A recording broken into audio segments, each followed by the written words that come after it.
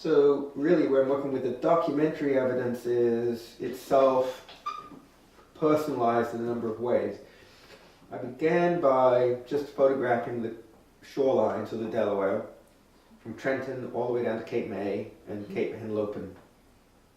And this involved both surveying the shore from land, going out bicycling, walking, driving, and mapping, in a sense, the sort of material landscape. What is the landscape made of? Concrete, trees, bushes, tanks, old houses, new houses. What's there? Trash cans, trash, beaches, pleasure boats, all the stuff that makes up our river.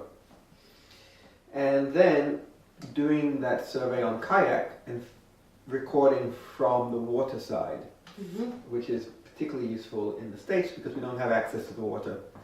So it's in contrast, say, to England, where they've put paths everywhere and you have freedom of passage over most of the shoreline.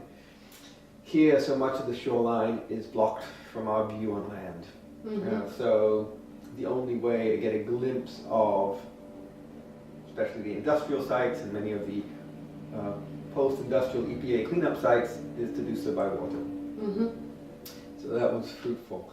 And so that was the process here, and then that material gets combined onto various kinds of maps. The very street map model with contour lines that you see on the other side over there, we'll look at in a moment. And then the adapted, more fictionalized map that I've composed for the artist book. What I did was I stayed within contour lines, and we took our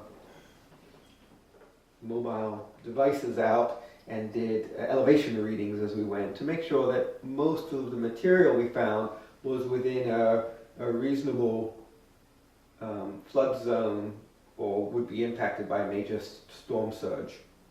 So our coastline follows the contour lines, which isn't exactly how floods work, because as waters go one way, other forces come in other directions, but it gives an approximation of where the dangers lie.